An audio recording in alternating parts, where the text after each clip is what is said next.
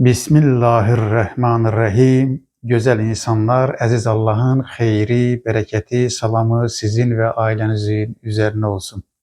Biz aziz Allah'ın kitabı olan, alemlere rahmet olsun diye gönderilen, kelamullah olan, dinimizin kaynağı olan Kur'an-ı Kerim'i gücümüz ölçüsünde, bacarığımız ölçüsünde, anladığımız ölçüsünde tanıtmaya çalışırıq. Niye göre tanıtmak isteyirik? Çünkü Kur'an-ı Kerim bize Allah'ı tanıdır, insanı tanıdır, hayatı tanıdır, dini tanıdır. Bu dünyanın ve ahiretin xeyrini, bereketini kazanmağın yolunu gösteren mübarek bir kitaptır, bereketli kitaptır, nur kaynağıdır. Bütün insanlık için gönderilmiştir. Biz inanırıq ki, Azərbaycanda ve bütün dünyada Kur'an merkezde bir din anlayışı yerleşse, insanlığa huzur gelecek. İnsanlar dinin o bereketini, xeyrini, canını, özünü, mayasını görmüş olacaklar. Bizi insan etmeye yönelden, ağlımızı, irademizi, vicdanımızı dirilden bir kitabın olduğu, o mübarek kitabın ne kadar büyük bir kitap olduğunu anlamış olacağız. Hurafelerden canımız kurtaracak. Nağıllardan, yalanlardan, siyasileşmiş, tergetin, mezhebin, menafelerine uygunlaştırılmış, ayrı devletlerin çıkarına uygunlaştırılmış o anlayışlardan kurtarmış olacak. Bunun emin olun ki yegane ölçüsü, kaynağı tek olan Kur'an'dır. Ona göre biz de dilimizin döndüğü kadar Kur'an-ı Kerim'i tanıtmaya çalışacağız. Bugün neyi size tanıtacağım? Bugün Kur'an-ı Kerim'in 6 ayesini tanıtacağım.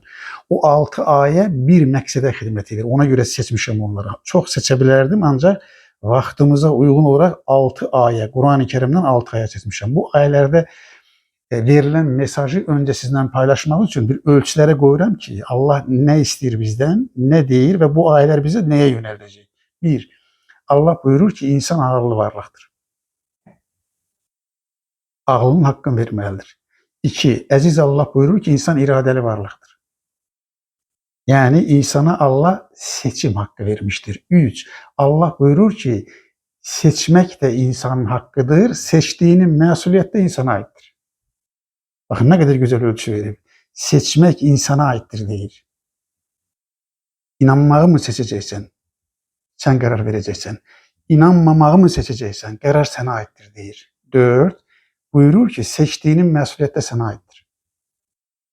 6. Kur'an ölçü koyur ki bakın sizi hiç kim xilas edebilmez. Xilaskar var mı? Var. Xilaskar kimdir? Özünüzsünüz. Sizin imanınız ve salih emelleriniz sizi xilas edecek. 7. Allah güzel bir ölçü koyur. Parlak bir ölçü koyur. Deyir ki, buyurur ki dinde mecburiyet yoktur. Bakın xilaskar axtarmayın, dinde mecburiyet yoktur. Heç kimi mecbur edebilmezsiniz. Seçme özgür iradeyle olmalıdır. İman özgür iradenin məhsuludur. Zorla iman olmaz, zorla namaz olmaz, zorla zekat olmaz, zorla həcc olmaz, zorla başörtüsü olmaz. Ve insana deyir ki, xilaskar özünsən, xilaskar axtarma ve xilaskar da iki dənədir. İmanın ve salih əməllərindir. Ve nihayet bu ayeleri doğru kavramak için Kur'an'ın bir ölçüsünde hatırladıran güzel insanlar. Bakın ceza da, mükafat da ferdidir. Herkesin hesabı özüne aittir. Bazı insanlar deyir, anamın filan işine göre ben cevapdeyi daşıyıram. Oğlumun filan emeline göre ben cevapdeyi daşıyıram.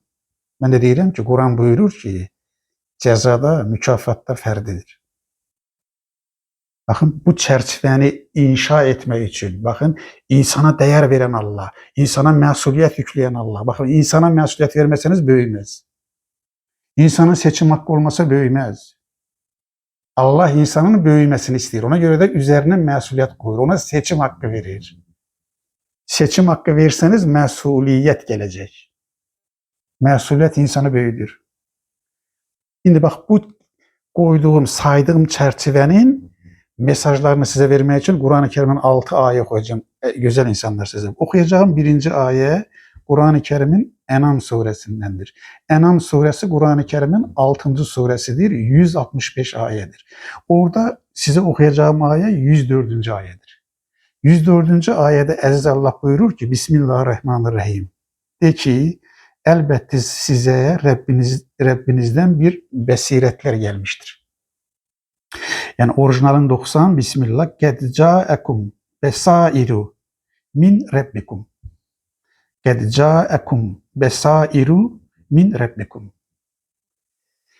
De ki Allah'ın Resulüne Allah buyurur ki de ki insanlara de ne desin? Desin ki Rabbinizden size besiretler gelmiştir. Besiret nedir? Besiret həqiqəti görmə bacarığı, ağlın, qəlbin həqiqəti görmə bacarığıdır. Allah buyurur ki, Allahın mesajları bəsirət qaynaqlarıdır. Bəsirət nədir? Qəlbin, ağlın həqiqətləri görmə bacarığı. Allah buyurur ki, sizə bəsirətlər gəlib. Yəni, Quran ayələri bəsirət ölçüləridir. Siz Qurandan baxaraq həqiqəti görə bilərsiniz. Allahı tanıya bilərsiniz, ahireti tanıya bilərsiniz, insanı tanıya bilərsiniz. Doğru yolu tanıya bilərsiniz. O Azərbaycan nə deyilir? Bəsirətli insan. Bəsirətli insan nədir? Qəlbi açıqdır, ağlı açıqdır, həqiqətləri görə bilir. Həqiqəti görmək üçün ölçülər lazımdır. O ölçülər də Allahın ayələridir. Əziz Allah buyurur ki, sizə Rəbbiniz nə göndərdi? Bəsirətlər. Həqiqəti görmə ölçüləri göndərdi. Quran ayələri insanlara həqiqəti görmə ölçüləridir. De ki, əlbəttə sizə Rəbbinizdən bəsirətlər gəlmişdir. İndi baxın, artıq, yəni məsələ aydındır. Allah bəsirətləri göndərdi, Allah Quranı göndərib, Kəlamullah gəlib, həqiqəti göstərib, doğru yolu göstərib. Artıq kim gerçəyi görərsə, diqqət edin burasına, xeyri özünədir. Artıq kim gerçəyi görərsə, xeyri özünədir. Kim də kör davranarsa, yəni Allah sizə Quranı göndərdi, Quran-ı Kərimin mesajlarını göndərdi, açıqladı, doğru yolun ölçülərini saydı. Amma siz buna kör davranırsınız. Yəni burada körlük fiziki körlük deyil. Qəbul etmək istəmirsiniz, inkar edirsiniz, tanımıram deyirsiniz. Kim də kör davranırsa diqqət edin, zərəri özünədir. Allah həqiqətin ölçülərini göndərdi, bəsirətin qaynağıdır, həqiqətin ölçüsüdür. Quran ayələri sizə həyatı, Allahı doğru yolmağın ölçülərini göndərdi. İndi Allah deyir ki, ey insanlar, ey elçi, insanlara deyilən ki, seçim sənindir. Bu, kim artıq gələn bu gerçəyi, o bəsirət qaynağını, Quranın ayələrini qəbul edəcəksə, xeyri özünədir. Kim də nankör davranacaqsa, kör davranacaqsa, Allahı tanımıram deyəcəksə, Quranı tanımıram deyəcəksə, onun zərəri də ona aiddir. Baxın sonra nə buyurur? Mən üzərinizdə əsla gözətçi, nəzarətçi deyilim. Bax, Allah Rəsuluna əmr eləyir ki, insanlara deyilən ki, mənim işim sizə nəzarət etmək deyil. Sizi zorla imana gətirmək deyil. Peyğəmbərin, Allahın elçisinin belə bir vəzifəsi yoxdur. Deyir ki, mən gətirdim mi həqiqəti? İşimin biri budur da, Peyğəmbərlərin işinin biri nədir? Həqiqəti aldı, mesajı aldı və insanlara çatdırdı. Xəbərdar etdi mi? Təbliğ etdi mi Allahın ayələrini sizə? Bundan sonra iş sizindir. Və elçiyə deyir ki, ey elçi, onlara deyilən ki, mən sizin üzərinizdə nəzarətçi deyiləm. Zorba deyiləm, başqa bir ayədə belə buyurur. Yəni seçim sizə aiddir. Baxın, məsuliyyəti insana yükləyib. Niyə görə? İnsanı böyüdən şey məsuliyyətdir. Seçdiyiniz qədərinizdir. Seçdiyiniz sizi böyüdər. Məcburi olduğunuz deyil. Onlara deyir ki, mən üzərinizdə əsla gözətçi, nəzarətçi deyiləm. Elçi, nəzarətçi deyildir. Elçi, gözətçi deyildir. Elçi başqa bir ayədə buyurur ki, zorba deyildir. Sizi nəyəsə məcbur etmək haqqı yoxdur elçinin. Baxın, elçisinə sınır qoydu. Oxuyacağım ikinci ayə gözəl insanlar. İsra surəsindəndir. İsra surəsi Quran-ı Kərimin 17-ci surəsidir. İsra surəsi 111 ayədir. İsra sözünün mənası gecə yolçuluğudur. Belə Quran surələrinin başlıqlarında mənasını sayında verirəm ki, Quran təsəvvürümüz inşa olsun, möhkəmlənsin. Gözəl insanlar, Quranı doğru tanıyacağıq. Quranı doğru tanısanız heç kim sizi dində aldada bilməyəcək. Dinimizin qaynağı Qurandır. Müsəlmanam demək, dinini öyrənmək deməkdir. Quranı öyrənmək deməkdir. Baxın, indi mən sizə oxuyacağım bu 17-ci surənin, 111 ayəsi olan surənin, gecə yürüyüşü mənası daşıyan surənin, İsra surəsinin 15-ci ayəsi. Diqqət edin, nə qədər gözəl ölçü qoyub Allah. Dini nə qədər asanlaşdırıb əziz Allah. Bismillahirrahmanirrahim. Bismillahirrahmanirrahim. Allah buyurur ki kim doğru yola gelirse. Doğru yol nedir? Kur'an'dır. Deyir ki əziz Allah bizi doğru yola yönelt. Hara yönelt yani? Yani Kur'an'a yönelt. Doğru yolun ölçüsü Kur'an-ı Kerim'dir. Kim doğru yola gelirse evvelki ayayla bir bağ quraq. Enam suresinde okuduğumda yani ne dedi? Əziz Allah artık ölçüleri gönderdi. Kəlamullah geldi, elçi geldi, elçi mesajı getirdi, elçi vəzifəsini yerinə yetirdi, məsuliyyəti insanın üzerine koydu, öz işini yerinə yetiribsə təbliğ elədi. İndi kim doğru yola gələrsə diqqət edin, sadəcə özü üçün gəlmiş olar. Kim de azarsa, gelmezse, Allah'ın mesajını kabul etmezse sadece öz əleyhinə azmış olar. Diqqət edin, hamısını üzerine koyup. Bakın, hiçbir insan, lütfen bu ayenin bu hissesine dikkat edin. Aziz Allah buyurur ki, hiçbir insan başkasının günah yükünü yüklenebilmez. Hiçbir insan başkasının günah yükünü yüklenebilmez. Buyurur Aziz Allah. 3. ayeni okuyacağım size güzel insanlar. Enkebut suresidir. Enkebut Arapça hörümçek demektir. Bir surenin adıdır. 29. suremizdir. 69 ayedir. Onda Aziz Allah böyle buyurur. 6. ayesini okuyorum onun güzel insanlar. Bismillahirrahmanirrahim. Aziz Allah buyurur ki cihad eden. Bakın cihad sözü fedakarlık manası taşır. Yani xeyri çoxaltmaq cihaddır, Kur'an'ı tanıtmaq cihaddır, insanları doğru yola dəvət eləmək cihaddır, vətəni düşməndən azad eləmək cihaddır, Kur'an oxumaq cihaddır, xeyri, bərəkəti, ədaləti, mərhəməti yaymaq cihaddır. Cihad bütün bu maddi və mənəvi olan şeylərin hamısıdır. Fədakarlıqdır.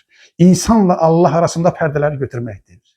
İnsanın Allah'la doğru münasebet kurmasının yolunu açmaktır. Bir insanın elinden tutmaktır. Bir insanı elme, mərifətə, təhsilə, xeyrə, bərəkətə yönəltməkdir. Bakın ne söylüyor? Cihad eden ancak özü için cihad etmiş olur. Yani o cihattan gelecek sevap sana aittir deyir. Şüphesiz ki Allah alemlerden zengindir. Yani ey insan Allah'ın senin cihadına ihtiyacı yoktur. Allah'ın senin namazına ihtiyacı yoktur. Biz Allah için namaz kılmırıq. Allah'ın namaza mı ihtiyacı var? Biz Allah için zekat vermirik. Allah buyurur ki gönderdiğin bütün ibadetler senin içindir. Ey insan seni azat etmek, seni kölelikten kurtarmak, sana değer yüklemek, sana iki dünyanın saadetini kazandırmak içindir. Bakın cihad eden ancak özü için cihad etmiş olacak. Yaydığınız her hayrin sevabı ancak size aittir. Sizi böyüder. Şüphesiz ki Allah alemlerden zengindir. İnsana deyir ki, belə Allah'ın üzerine minnet koy belə mi? Allah es-semed olan Allah'tır. Hiçbir şeye mühtaç değildir ey insan. Bunu unutma ve gönderdiği her mesaj senin içindir. Her ibadet insan içindir. Kur'an insan içindir. Namaz insan içindir. Zekat insan içindir. İnsanı insanlamak içindir. Okuyacağım sıradaki ayet güzel insanlar. Loğman suresindendir. Loğman suresi adını Hazreti Loğman'dan götürmüştür. Kur'an-ı Kerim'in 31. suresidir. 34 ayedir. Ondan ben size olacağım. Bakın fikir verin. 12. ayet okuyacağım. Bismillahirrahmanirrahim. Aziz Allah buyurur ki, Bismillahirrahmanirrahim. Aziz Allah buyurur ki, andolsun ki, bakın biz Loğman'a Allah'a şükür et diyerek hikmet verdik. Allah Hazreti Loğman'a Allah'a şükür et diyerek hikmet verip. Hikmet nedir? Doğru hüküm verme bacarığıdır. Doğru hüküm ver, yani ağlın, məntiqin gücüyle, Allah'ın gönderdiği vəhyin gücüyle hikmet vermek, doğru hüküm vermek bacarığıdır. Sebep netice alakası kurup doğru hüküm verme bacarığı verdik. Kime? Loğman'a. Bunun əvəzində ne dedik? Dedi ona şükür et. Yani ne et? O doğru hüküm vermeyin yerine getir. Şükür nedir? Şükür sadece verileni görmek değil, verileni vereni görmektir. Ağlın şükürü düşünmektir. Kalbin şükürü iman etmektir. Vicdanın şükürü merhametli olmaktır. Loğmana verilen hikmetin şükürü Allah'ın hikmetini insanlara açıklamaktır. Deyir ki ey Loğman insanlar arasında hüküm verende hikmetle ver. Bak hikmetin şükürün yerine vereceksin. Allah sana bu nimeti verirse hikmet nimetinin şükürü doğruları insanlara açıklamaktır. İnsanları doğrulara çağırmaktır. Bak şimdi köründe gelir. Şükreden ancak özü için şükretmiş olur. Şükre nece tarif verdik? Sadece verilen nimeti değil, nimeti vereni görmektir. Şükür budur. Verilen nimetin hakkını yerine getirmektir. Allah sana ağıl mı verip, ağlın nimeti düşünürsen sen şükür yerine getirmiş olursan. Allah loğmana hikmet mi verip, hikmetin yani doğruları açıklamak imkanı verip ona. Bu açıklamak imkanını yerine getirir size. Bir emeldir bu. Şükür sadece dinle değildir, ettiğiniz emeldir. Şükreden ancak özü için şükretmiş olar. Bakın, nankörlük eden de bilsin ki şüphesiz ki Allah gerçekten zengindir. Hem de layıktır. Yani Allah'ın sizin şükrünüze ihtiyacı yoktur. Şükür etmek de insanı büyütmek için de o ölçünü koyup güzel insanlar. Bakın, sonra ne diyeyim? Fatır suresini okuyuram. Fatır suresi de demeli Kur'an-ı Kerim'in 35. suresidir. 45 ayeden ibarettir. Onun ben size öyle demeli Fatır sözünün manası da yoktan var eden demektir. Fatır yoktan var eden demektir. Bir sure adıdır. Neçinci suredir? 35. suredir. Neçe ayeti? 45. Hansını okuyacağım? 18. ayetini okuyacağım size. Güzel insanlar. Bakın, o verdiğimiz evveldeki mesajları tekrar ediyor. Bismillahirrahmanirrahim. Hiçbir insan başkasının günah yükünü yüklenebilmez. Günah yükü ağır olan insan. Buranın lütfen böyle can kulağıyla dinlemenizi isterim. Günah yükü ağır olan insan. Bir insan var. Bakın, məsuliyyəti necə insanın üzerine koy. Günahı ağırdır. Çok günahlar eləyib. Günah yükü ağır olan insan. Dikkat edin. Yükünü daşımağa ağırdı, daşıya bilmir. Yükünü daşımağa, bakın dikkat edin, yaxını belə olsa, hanımı belə olsa, əri olsa, oğlu olsa, qardaşı olsa, atası olsa, anası olsa, dostu olsa, kim ona yaxındırsa, bakın, günah yükü ağır olan insan yükünü daşımağa yaxını belə olsa, yani bir başkasını, yaxınını yardıma çağırsa, dikkat edin burasına, güzel insanlar. Deyirləri, filan kəs bizi xilas edəcək, filan kəs bizi Sirat körpüsündən keçirəcək, şeyximizin ətəyindən yapışıb o tərəfə keçəcəyik, şeyximiz bizi şəfayət edib qurtaracaq. Baxın, bu oxuduğum ayələr bu anlayışı, bu yanlış anlayışı yerlə bir edir. Bayaq dediyimi təkrar edirəm. Sizi Quran deyir ki, qurtarıcı özünsən, xilaskar axtarma. Xilaskarın da imanın və salih əməllərindir. Baxın nə deyir? Günah yükü ağır olan insan yükünü daşımağa yaxını belə olsa, bir başkasını yardıma çağırsa, dikkat edin. Yükündən heç bir zərrə daşıya bilməz. Bakın, bir zərrə belə. Hanımınızın yükünü daşıya bilməzsiniz. Hanımınızın günahı varsa, günah yükü özünə aiddir. Məsuliyyət fərdidir deyirəm. Bakın, indi Allah Resulüne deyir ki, Allah kitabını gönderip ölçüleri açıklayıp, ey Resul, sen sadece yalnızken Rəblərinə saygı duyanları, o insanlar ki tek başlı olanda da Allah'ın huzurunda olduğunu hissedenleri ve namaz kılanları, namazın hakkını verenleri haberdar edebilirsin. Allah'a inanmayan, Kur'an'a inanmayan adam sen dinlemez deyir. Dikkat edin, bakın yine ölçü gelir. Arınmağa, temizlenmeye çalışan insan bilsin ki sadece özü için temizlenmiştir. Bakın, sen temizlenirsense burada temizlenmek nedir? Manevi kirlerden kurtarmak. Şirkten kurtarmak, yalandan kurtarmak, günahtan kurtarmak, böhtandan kurtarmak, iftiradan kurtarmak, zulümden kurtarmak, haramdan kurtarmak, zinadan kurtarmak, içkiden, narkotik maddelerden kurtarmak, bütün manevi kirler ve maddi kirler. Deyir, kim bunlardan arınarsa Kur'an ne için gelir? Kur'an insanları arındırmak, temizlemek için gelir. Ağlını kirlerden temizleyir, kalbini kirlerden temizleyir. En büyük kir de nedir? Şirktir. Kim deyir temizlenirse bilsin ki sadece özü için temizlenmiştir. Bakın, hamısı buna dikkat edin. Özü için şükür eder, özü için savab kazanar, özü için temizlenir. Məsuliyyət her zaman insanın üzerine koyulur. Bakın ne söylüyor. Ayenin akı bile bitir. Dönüş ancak Allah'adır. Kim olursansa ol. İnan, istersen inan, istersen inanma. Dönüş, ölüm var. Ölüm var deyirəm. Hesap var deyirəm. Hesabını Allah'a vereceksen deyir. Sonuncu ayəmdə oxuyuram güzel insanlar. İstəmirəm çox da uzadam. Sonuncu ayəmizdə bu dediklərimizi yekunlaşdırır. Casiyə surəsidir. Casiyə sözünün mənası diz çökən deməkdir. 45-ci surədir. 37 ayədən ibarətdir. Ondan mən sizə 15-ci ayəni oxuyacağım güzel insanlar. Bakın ne deyir. Bismillahirrahmanirrahim. Aziz Allah buyurur ki, kim salih əməli olarsa, geldi salih əməl. Salih əməl nedir? İslah eden əməl. Neticesi xeyri sadece sənə deyil, bütün insanlığa, bütün insanlara yönelmiş olan əməldir. Salih, islah, islahat eyni kökdəndir. Bir yanlış şeyi düzeldirsiniz. Kim salih bir iş görərsə, baxın, bu öz lehinədir. Xeyir özü nədir? Savab özü nədir? Diqqət edin. Kim də pislik edərsə, Allah nöqtəni qoyur. Öz əleyhinə pislik olacaq. Baxın, yenə də xəbərdar eləyir. Baxın, nə ilə xəbərdar eləyir? Sonra siz sadəcə Rəbbinizə döndürüləcəksiniz. Allahın huzuruna gedəcəksiniz.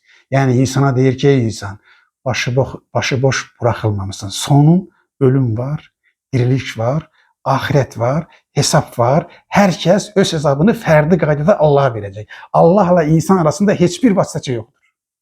Dönüş sadəcə Allah'adır. O günün, ahiret gününün, din gününün, hesap gününün tək bir hakimi var, o da əziz Allah'dır. Onun şəriki, benzeri, ortağı yoxdur. Herkes hesabını özü verəcək, gözəl insanlar. Yəni bu 6 ayda mən sizə yekunlaşırsam nə dedim? Əziz Allah kitabı insana rəhmət, xeyir, bərəkət olsun göndərdi. Allah'ı tanıdır, bu dünyanı tanıdır, ahireti tanıdır, doğru yolu tanıdır, Kur'an'ı tanıdır, insanı tanıdır. Deyir ki, ey insan, səni mən yarattım. Sana ağıl verdim, irade verdim, vicdan verdim, seçim hakkı verdim, məsuliyyət verdim. Məsuliyyətini yerinə yetirməni istəyirəm. Dində məcburiyyət yoxdur. Seçim hakkı sənədir, sənə aiddir. Seçdiyinin məsuliyyət də sənə aiddir. Xilaskar axtarma. Şeyxin ayağına, nə bilim, sarılma. Əbasından öpmə, ağlama, yalvarma, aciz olma. Xilaskar axtarırsansa bil ki, xilaskar özünsən, imanın və salih əməllərindir. Hər kəsin hesabı özünə aiddir. Dönüş əziz Allah'adır. Allah bu qədər insana dəyər verib, bu qədər seçim haqqı verib, bu qədər məsuliyyət yükləyib ki, insan böyüsün. İnsan Allah'ın onun üzərinə qoyduğu misyanı yerinə yetirsin. İki dünyanın saadətini qazansın. Məni dinlədiyinizə görə sizə təşəkkür edirəm. Var olun, sağ olun. Əziz Allah'ın sonsuz sizə məsuliyyət yükləyən, sizə xeyir verən, bərəkət verən, sizin iki dünyanın xoşbəxtli olmasını istəyən əziz Allah'ın sonsuz, sınırsız mərhəmətinə əmanət olun. Güzel insanlar.